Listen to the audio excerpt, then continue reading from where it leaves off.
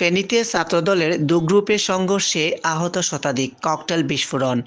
রোববার দুপুর 12টার দিকে বাজার এলাকার দাগনভূঞা উপজেলার ছাত্রদলের আহ্বায়ক এ.কে.এম সাইমুন হক রাজীবের নেতৃত্বে পূর্ব ঘোষিত আওয়ামী বিরোধী বিক্ষোভ মিছিলের জন্য নেতাকর্মীরা গজারিয়া সড়কে জড়ো হয়। এ সময় জেলা ছাত্রদলের সহসভাপতি কাজী জামশেদুর রহমান ফটিকের সমর্থকদের একটি দল গজারিয়া সড়কের দিকে গেলে উভয়ের মধ্যে দাওয়া পাল্টা দেওয়ার এক পর্যায়ে সংঘর্ষ শুরু হয়। পরে সংঘর্ষ ছড়িয়ে পড়ে ইকবাল মেমোরিয়াল কলেজের সামনেও। লাঠিসজ্জিত উভয় পক্ষের মধ্যে ব্যাপক ইটপাটকেল নিক্ষেপের ঘটনা ঘটে। এ সময় 10 থেকে 15টি ককটেল বিস্ফোরণের ঘটনা ঘটে। এ ঘটনায় বাজার এলাকায় জনমনে আতঙ্ক ছড়িয়ে পড়ে। দোকানপাট বন্ধ হয়ে যায়, সাধারণ মানুষ দিক দিক ছুটে পালাতে থাকে।